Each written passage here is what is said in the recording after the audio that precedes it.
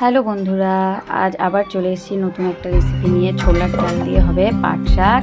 এই যে পাট শাক আমরা বেছে রেখেছি সুন্দর করে। যে পাট শাকটা বাছা হবে কীরকম, পাট শাকের দেখবেন একটা শিরা মতো থাকে, শিরাটা একটু ফেলে দিতে হবে। ছোলার ডাল আমরা ধুয়ে রেখেছি। এবার প্রেশার কুকারটা একটু ধুয়ে নেবো, ধুয়ে নিয়ে এর মধ্যে ডালটা সেদ্ধ করতে দিয়ে দেবো। দিয়ে দিলাম।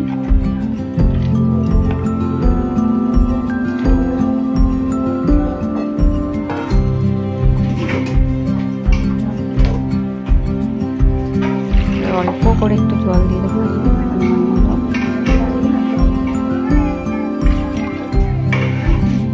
দিয়ে মধ্যে হালকা অল্প একটু নুন দিয়ে দেবো, দিয়ে দুটো মতো কাঁচা লঙ্কা দিয়ে দেবো।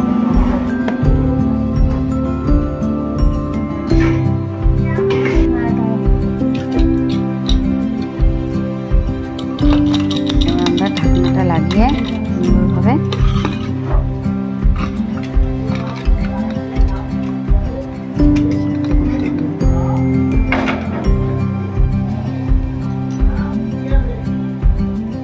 সিটি পড়তে পড়তে আমরা শাকটা ততক্ষণে ধুয়ে নিয়ে আসি।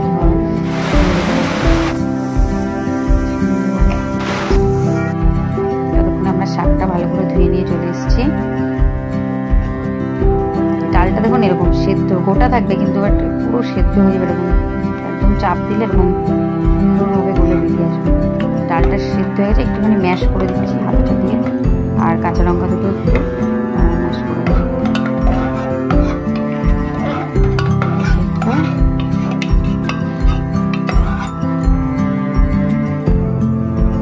এবার এটাতে আমরা একটু পরিমাণ মতো জল দিয়ে দেবো, যেটুকু রান্না খাবো সেরকমভাবে একটু আমরা 2 গ্লাস মতো জল দিয়ে দেবো থেকে।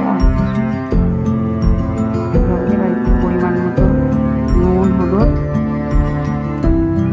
দিয়ে নাড়িয়ে ফুটতে দেবো।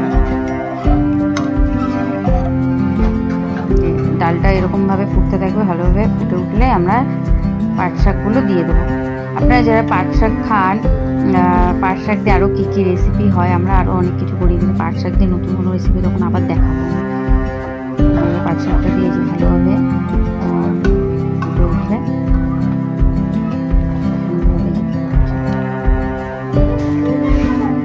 এবার আমরা কী করবো, 10-12 কোয়া মতো এই যে রসুন নিয়ে আমরা থেতো করে দেবো, কারণ রসুনটা থেতো করে ফোড়নে দিলে সুন্দর সেন্টটা ভালো ছাড়ে। যে কড়াই গরম হয়ে গেছে, তার মধ্যে তেল দিয়ে আমরা কি করব, রাঁধুনি, এই যে হাতে রাঁধুনিটা ভালো করে ডলে নোংরাটা ছাড়িয়ে রাঁধুনি ফোড়ন দেবো আমরা।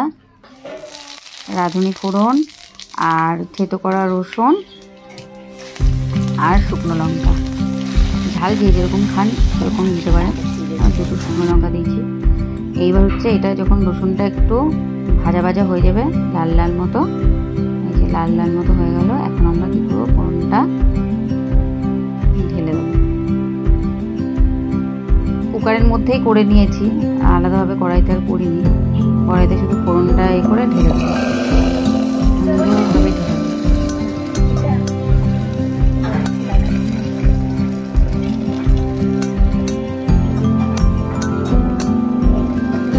একদম সহজ রেসিপি বন্ধুরা, তোমরা একবার বাড়িতে বানিয়ে খাবে, দারুণ লাগে খেতে। আর অবশ্যই আমাকে কমেন্টে জানাবে কেমন লাগলো রেসিপিটা। অবশ্যই লাইক কমেন্ট আর সাবস্ক্রাইব করে দেবে। একটু নাড়িয়ে নিলাম ফোড়নটা দিয়ে, হালকা করে ঢাকনাটা আমরা একটু চাপা দিয়ে দেবো, মানে পুরো লক করবো না, শুধু উপর থেকে ঢাকনাটা দিয়ে রাখবো। দেওয়া হয়ে গেলে এবার একটু ফুটে উঠলে স্বাদ মতো একটু চিনি দিয়ে দেবো, দিয়ে নামিয়ে রাখবো। হয়ে গেছে আমাদের ডাল। এবার অবশ্যই এটা বানিয়ে খাবে, দারুণ খেতে লাগে। এবার একটু খেয়ে দেবো কেমন হয়েছে।